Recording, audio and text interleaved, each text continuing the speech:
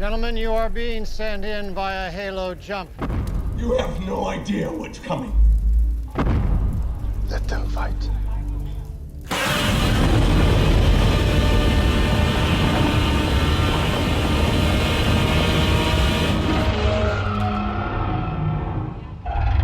What's up, everybody, man? Back. Welcome to another episode of Godzilla Ground Zero. In this series, we are tracking the Titan of Terror's trail of destruction across many iconic locations featured throughout the franchise. Today, to celebrate that 11 years ago, on Friday, May 16th, Godzilla 2014 released, I am taking you to some of the locations of that movie in real life, including San Francisco, the location of Godzilla's epic final battle. So to celebrate 11 years of the MonsterVerse, 11 years since Godzilla made his presence known in the modern world, let's head on out. Full disclaimer, this was not a planned episode of Godzilla Ground Zero. While I did know that I wanted to film a Godzilla locations in real life video, this was actually filmed all the way back in August of 2022 on a family vacation. And because it wasn't planned, it can't be as detailed or perfect as I would like. I wasn't able to specifically plan my visit around going to and finding these iconic locations as much as I was able to film them while I was there as part of the adventure I was on. We first glimpsed San Francisco in the distance in an establishing shot about 15 minutes into Godzilla 2014 after Ford Brody returns home from deployment. This appears to be one of the few shots actually taken on the real streets of San Francisco. As you'll find out, Godzilla 2014 mostly did not shoot on the real streets of San Francisco. It mostly shot in Canada, which means a couple things. It means that a lot of the locations we see don't actually match up to the streets of San Francisco,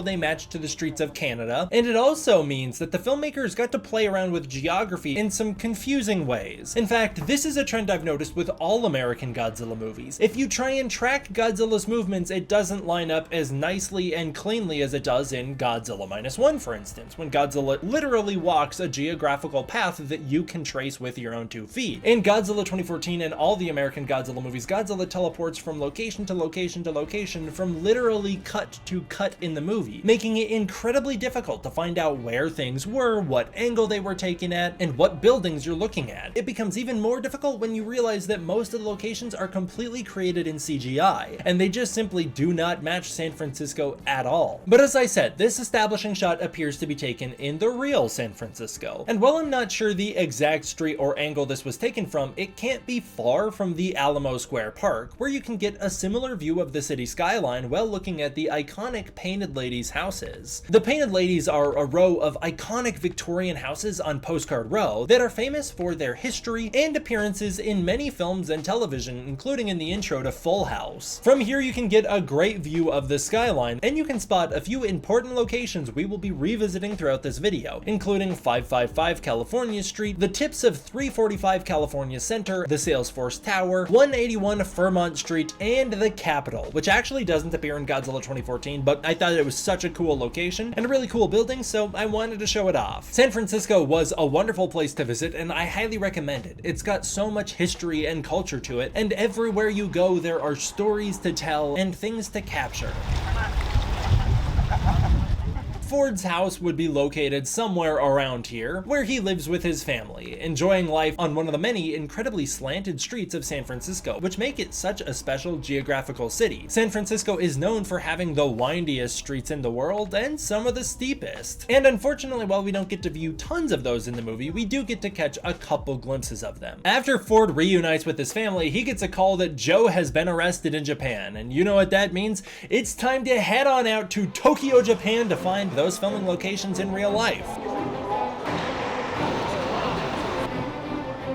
There are 2 establishing shots of Tokyo seen in Godzilla 2014, and we are going to visit the locations seen in both. In November 2023, I visited Tokyo to celebrate my graduation from college, see Godzilla -1, celebrate Godzilla's 69th anniversary, go to Godzilla Fest, and see some iconic Godzilla filming locations in real life, which you can see covered in depth in episode 1 of Godzilla Ground Zero. I could not recommend it more. While I was in Tokyo, I did glimpse the Godzilla 2014 locations on accident. I was not there to find them, and so when I did catch them, it's more like catching Bigfoot on camera rather than going to these locations intentionally, but still, it's worth noting. In the first wide shot of Tokyo, we can catch a brief glimpse at the NTT Docomo Yoyogi building. This is one of the top 10 tallest buildings in Tokyo, coming in at 240 meters, or 787 feet. Built in 1997, this held the record for tallest clock tower in the world. I only glimpsed it for a brief moment, and the only reason I took notice of it is because it kind of looks like the Empire State Building, but other than that, I didn't think much of it. But I am glad I filmed it nonetheless. From the same wide shot, you can also glimpse the Tokyo Metropolitan Government Building. As much as I wanted to visit this location in real life personally, I was only able to catch a glimpse of one of its iconic 797-foot towers while heading somewhere else. This location has appeared in a couple of Godzilla films, but was most notably featured in Godzilla vs. King Ghidorah 1991 as the site where Godzilla's final battle with Mecha King Ghidorah occurs. The next establishing shot gives us this look of the Unica building by a grain train bridge. While checking out the Kabuchiko Arch, I saw the familiar bridge and tried to catch a video of it while walking across the street just in case it wound up being this bridge from Godzilla 2014. Sure enough, it is! This bridge makes up the primary Shinjuku train lines, just north of Shinjuku Station at the intersection of 302 and 430. It's the same bridge, just shot from the opposite angle, shooting east. Actually, the building I'm walking towards when I'm walking across the street in this clip is the Unica building itself. This is also the location where I saw the Godzilla invasion truck built to celebrate Godzilla -1 driving. It was so freaking cool. Go watch Godzilla Ground Zero episode 1 for more details. This is an important time to note that this bridge also appears in Monarch Legacy of Monsters, although this video is not about Monarch Legacy of Monsters. So despite the fact that they also return to San Francisco and Chinatown, we're not going to be talking about that show in this video. The next morning, Ford and Joe suit up and head to Janjira, a fictional city located near Tokyo. While Janjira doesn't actually exist, we do learn early in Godzilla 2014 that it's located near Mount Fuji, which I did see from the landing terminal and my plane as I arrived in Tokyo. We were assured many times that it's a very rare sight to see Fuji from Haneda, and we were lucky to experience it. Mount Fuji has appeared in many Godzilla films over the years in background plates or in main set pieces. Most of Godzilla 2014, including nearly every single scene taking place in San Francisco, was shot either on a soundstage or on location in Canada. Because of this, from the Monarch facility where the MUTO hatches to the streets of the final battle, the Great White North lays claim to most of the locations you get to see in Godzilla 2014, which means it would be a great destination to visit in a follow-up to this video, although I'm not sure if or when I'll get to make that, as these videos are incredibly expensive, as you could imagine, and they're very difficult to film. But if you want more, please consider supporting the Patreon, as it is the direct support of the patrons that make videos like this possible. These higher budget and more elaborate videos can only be achieved through direct support to the channel itself, and I'm greatly appreciative of all my patrons for making this possible. One location that appears in Godzilla 2014 that claims to be somewhere it isn't is the Hawaii airport. After the MUTO attacks and Ford reports to Monarch on what he knows, he is supposedly sent to the Honolulu International Airport, which in real life is actually called the Daniel K. Inouye Airport. And if these stock photos of the real airport are anything for you to go off of, you'd notice it looks nothing like the one from Godzilla 2014, and that's because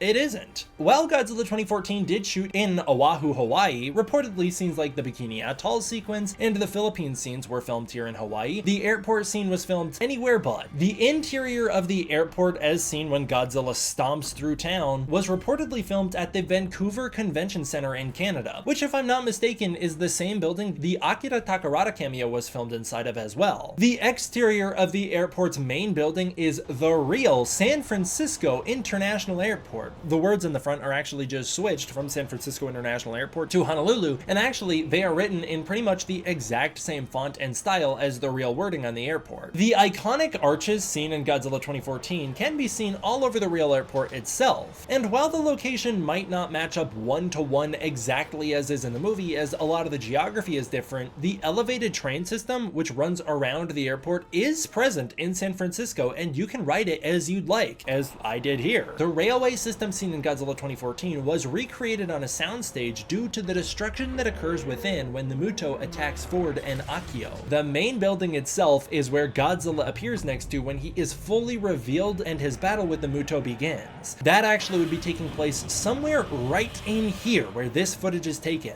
Jumping forward in the movie, no pun intended, Ford flies over what appears to be the actual San Francisco Bay, looking out over the Bay Bridge as the nuke is delivered to the area. Obviously, I was not able to film from an aerial view, but that footage would have been taken from above, roughly where this is taken. Ford is taken to Oakland, California, which sits across the San Francisco Bay. While I didn't fully visit Oakland, I did drive across the San Francisco-Oakland Bay Bridge to Treasure Island, which is, I believe, the closest you could get to recapturing the same energy as the Vancouver filming location where the Oakland scenes were actually shot in. It is here where Admiral Stenz learns at his pop-up military camp that Godzilla has arrived at the San Francisco Naval Blockade, which sits in front of the Golden Gate Bridge.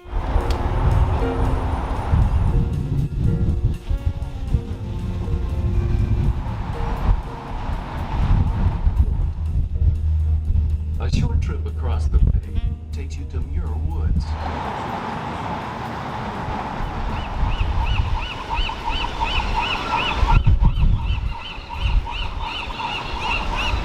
The Golden Gate Bridge is an icon of San Francisco, and it is one of the most recognizable landmarks for the city. The Golden Gate Bridge opened in 1937 and held the record for longest and tallest suspension bridge in the world for nearly 27 years until 1998. The bridge is a cultural icon and is in and of itself a symbol for the city of San Francisco, which is why Godzilla obviously had to destroy it. The exteriors of the bridge are potentially CGI, but I think they might be real, shot from the Oakland side of the bridge. Either way, they capture the real foggy haze which San Francisco is infamous for. In fact, every single morning I woke up in San Francisco started out looking exactly like this. While the actual physical shooting was done on a recreation of the bridge built in, you guessed it, Canada, it does a great job capturing the wonderful details of the real bridge. The real bridge is an iconic, marvelous structure. It is beautiful both from afar and when you're walking on it. The enormous bolts and wonderful hand craftsmanship that went into making this thing are astounding to look at in real life. Everything from whatever these weird little satellite things are to why is there a hole leading straight to the ocean in the middle of the bridge? What's that about? To this sticker, which I thought was pretty cool. Give the bridge so much character and flavor. It was one of my favorite places I got to visit while there. The tank in the movie plows through the gate on the west side of the bridge, which protects civilians from traffic. While I was there, this was actually only accessible for bikers, and so I wasn't able to go on that side of the bridge, which I would have loved to, as it would have given us a much better look at where the soldiers set up and look out across the naval blockade, onlooking the Gulf of the Farallones.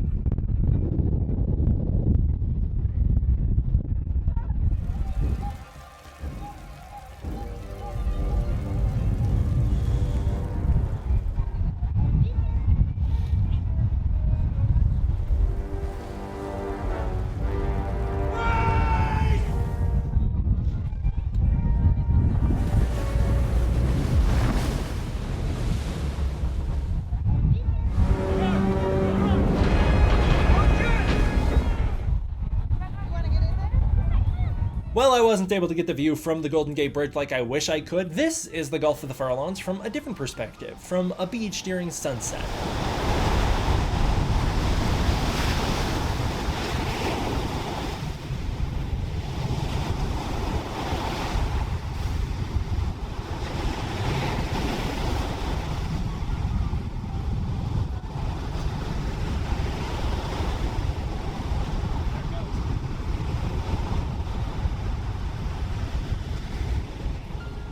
Pretty beautiful.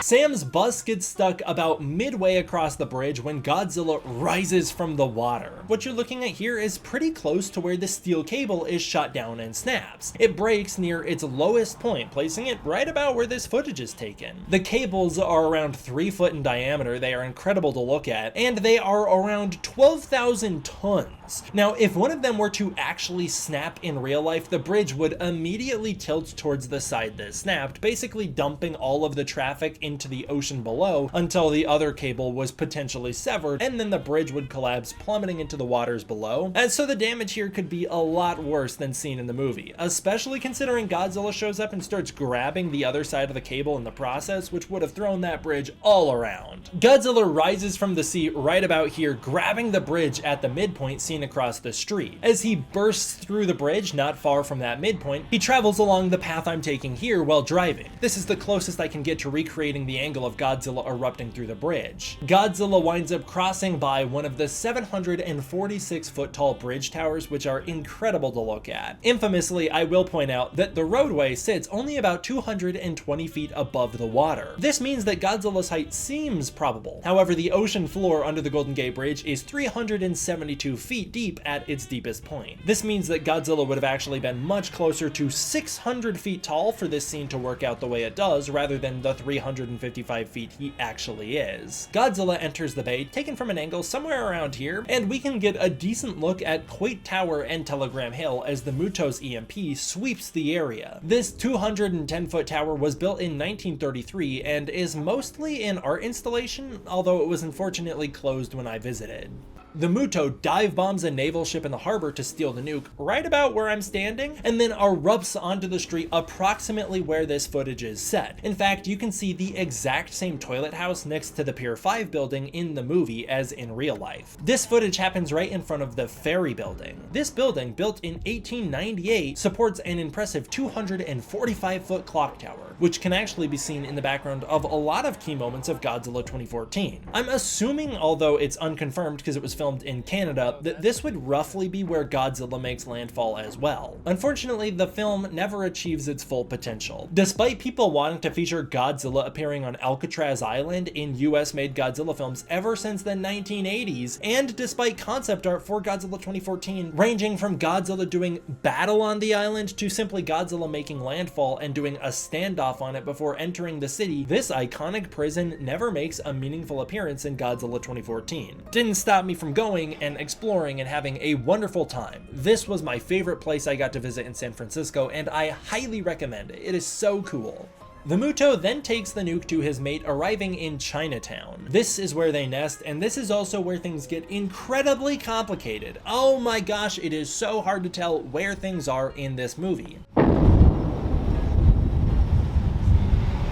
Like I said, Godzilla 2014 has no allegiance to sticking to real-world geography. From filming in Vancouver, throwing off the look of the Chinatown streets as we're using their Chinatown rather than San Francisco's, to CGI Chinatown, playing with the laws of geography left and right, it is impossible to tell where anything happens. While I couldn't determine the location the male and the female MUTO meet, the shot where she starts to nest was filmed on a set recreating the iconic Dragon's Gate in Vancouver, Canada. I was really struggling to tell what direction this shot was supposedly shot from, especially due to the way the kaiju bounce all around the city later on in the movie from shot to shot. A lot of the fighting seems to happen within Chinatown itself, but as you'll see, that doesn't make much sense. While the gate is recreated near perfectly, the surrounding buildings are not at all, and they don't seem to match the city very well. Now that I'm looking at the footage all these years later, I think it's a lot easier for me to tell that the nest is outside of the Chinatown gate in the main city itself. The lanterns, which can be seen all over the streets in this shot, are strung up inside Chinatown, and the lamps are the same lamps you can see on the inside of Chinatown next to the real Dragon Gate looking out.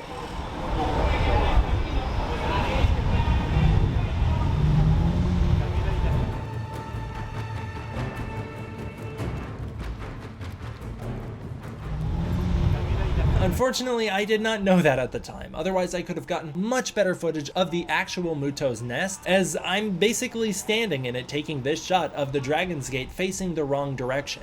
I would have loved to visit the streets where L is trapped on as the male MUTO confronts Godzilla, who makes landfall, kicking off the final battle of San Francisco, but yet again, this is another location filmed in Canada. The city scene here is Vancouver, specifically on the intersection of Burrard Street and West Hastings Street. Either way, Godzilla would be making landfall from the bay and then heading inland towards Chinatown. The halo jump kicks off far above the city. While I wasn't gonna halo jump into the city myself, the closest closest I could get was this view from my plane as I flew over San Francisco. The iconic visual of the halo jumpers falling into the streets seemed to be a CGI version of the city, but it would be taken from Oakland, California. The closest I could get was this shot from Treasure Island. I tried to match the frame the best I could, but the buildings are in a slightly different orientation simply due to me being at a different perspective. Ford and the soldiers seem to run through the streets of Chinatown itself. While this was shot in Canada and on sound stages, this is what the streets of Chinatown actually look like. It is a wonderful place I highly recommend visiting as it is full of so much culture and life. Ford and the gang wind up pulling up on the Dragon Gate, where they can see the MUTO laying her eggs on the other side of the street. They're basically standing exactly where I am in this footage, and the most exciting part was I spotted Godzilla in real life right at this spot. I saw this little Godzilla figure inside a building looking right out at me as if to say, "Good job, you found it." Godzilla appears from deeper within Chinatown. I don't know how he got there, but he is framed through paper lanterns, which are hung all over the streets of the real Chinatown, basically on every single street except the one this would be taken from with the Dragon Gate. I found that to be very amusing.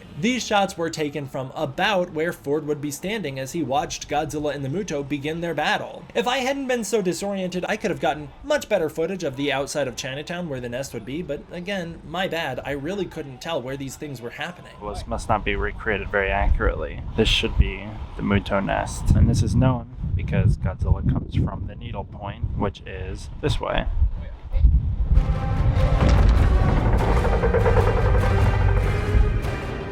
Ford and the soldiers run under the gate as they recover the nuke. The main battle kicks off and we can see a few buildings in the foreground that give us some perspective and have some relevance. One of them is this kind of fat Empire State Building looking building that you can see in real life next to this very dystopian looking Hilton at the Chinese Cultural Center. What is up with that? And the other is the Transamerica Pyramid, perhaps San Francisco's most iconic building. This building can be seen all over Godzilla 2014, but much like Alcatraz, it never gets featured as prominently as you'd expect, despite lots of concept art for the film depicting its destruction. The Transamerica Pyramid was built in 1972 and was the tallest building in the city at the time Godzilla 2014 is set. The building stands at 853 feet and is truly impressive to look at. It serves as an iconic landmark for the city and helps establish where Godzilla is during the final battle whenever it appears on screen. Maybe its best shot in the movie is when the female MUTO charges past it on her way to the exploding nest. As the MUTOs put the smackdown on Godzilla, you can spot 345 California Center, another landmark that helps establish where you are in the city. It's iconic for its two-pronged towers sticking off the top of the building, bringing it to 695 feet. Ford is then exploded back into the streets of Chinatown through the Dragon's Gate, although he lands on a much wider street than you'll find in the real location, which causes the male MUTO to leave Godzilla next to 555 California Street, also known as the Bank of America building. This serrated skyscraper holds special significance in the MonsterVerse, as it appears in almost every single MonsterVerse film for some reason. This building appears multiple times throughout Godzilla 2014 and will appear a few more times before this film and video are over, including in some very special moments, and then it appears in Godzilla King of the Monsters for some reason as a building in Boston. It shows up in the aftermath of Godzilla's atomic pulse as Ghidorah's head rises from the rubble. It appears once again in Godzilla vs. Kong as one of the buildings Mechagodzilla smashes Godzilla's face into. In full broad daylight, they're showing this off with no shame. We'll recognize that this building is from San Francisco. So in a way, I kind of visited a filming location from all three of the first Godzilla movies in the MonsterVerse. My only guess is that some of the CGI studios have a really high-res version of this building's model, and so they just put it into other cities as building fodder. But it is this trickery that makes it so hard to tell where lots of these locations actually happen, as a lot of these buildings don't exist in the locations they are in the movie. For instance, despite leaving Godzilla many blocks away next to 555 California Street,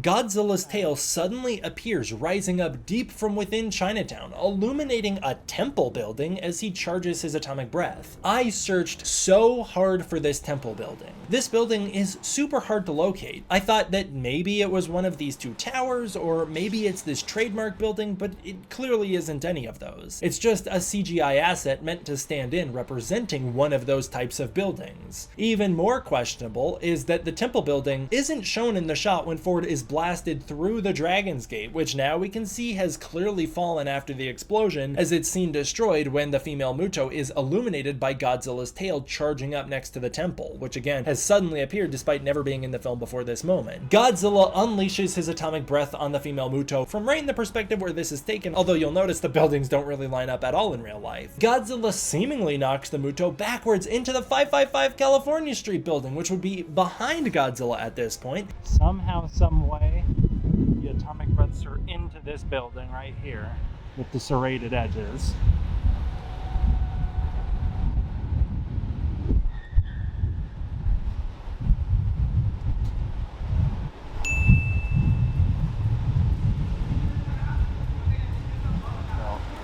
This serrated building, I believe, is in the background of the atomic breath sequence. It's after the cutaway to when he's shoving the MUTO over. Somehow they've flipped. They were originally pushing away from the pyramid.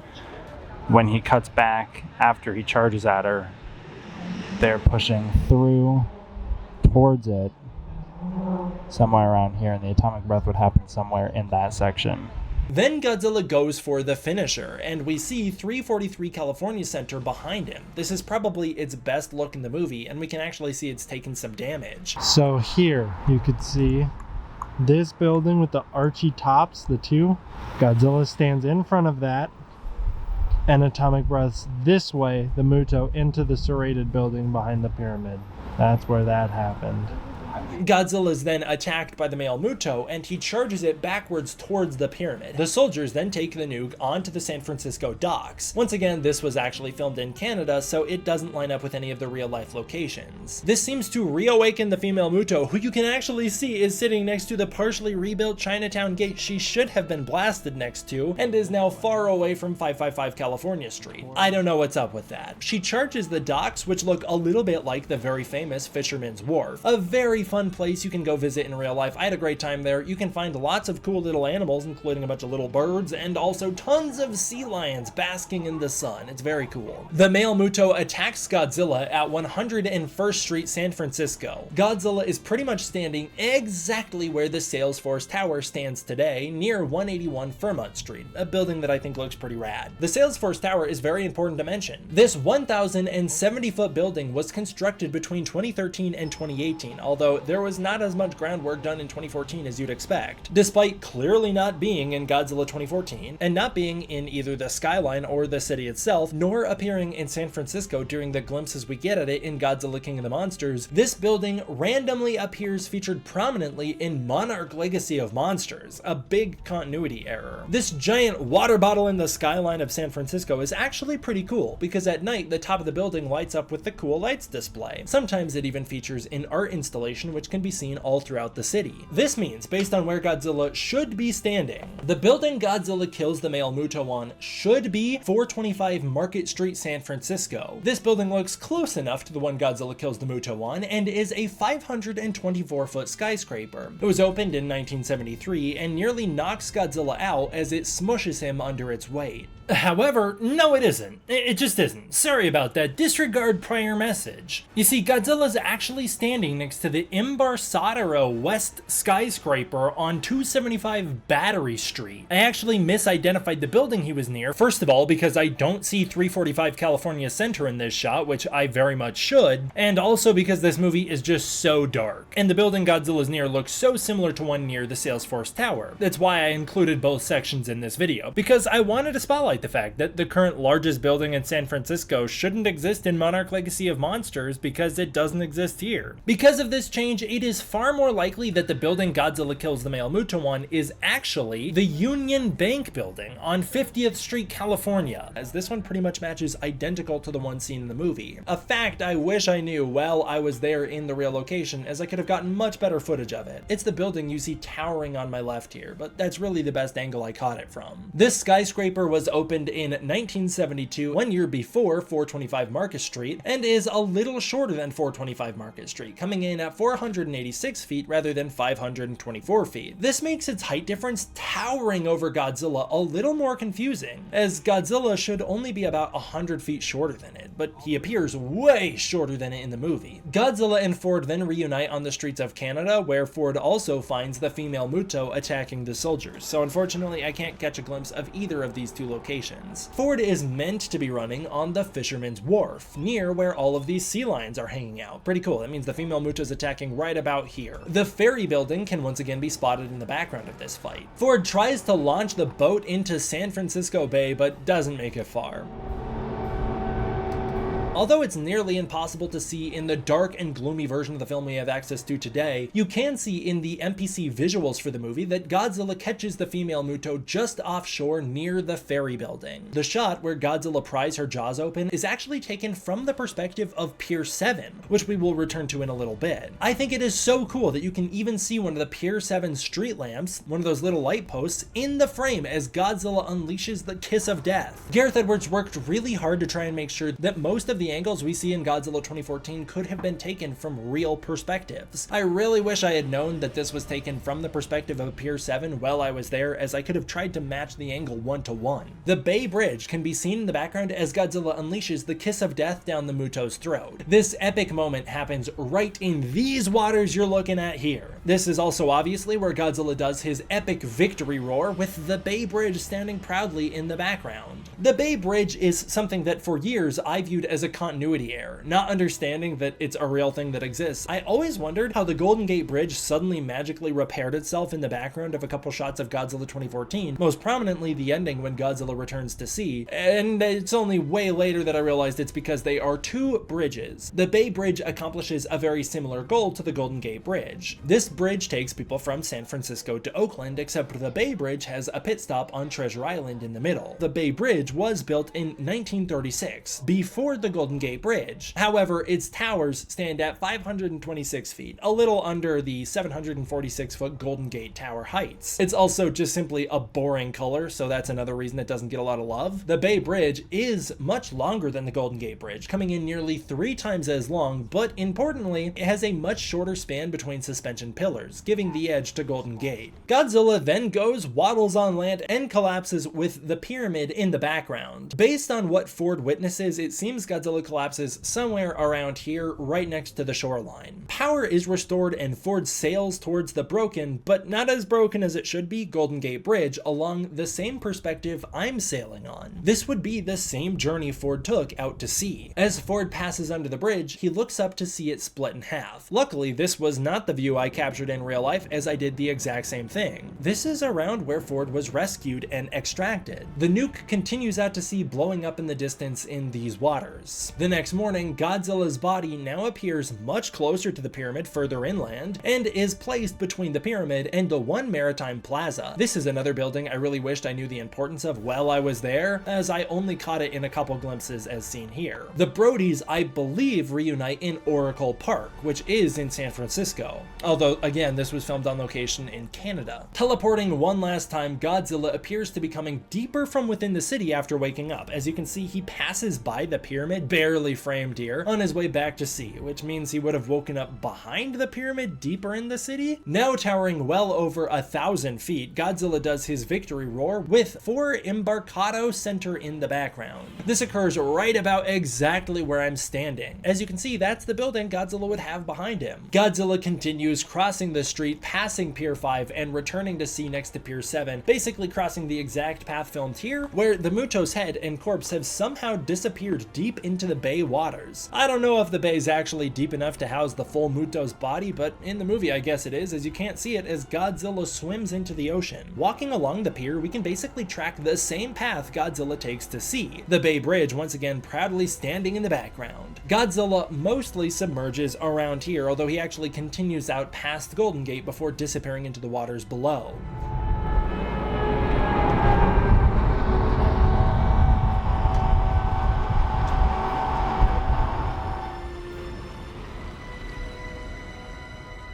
It is these waters, which I only captured briefly, where Godzilla fully disappears for the very last time and the film comes to an epic end.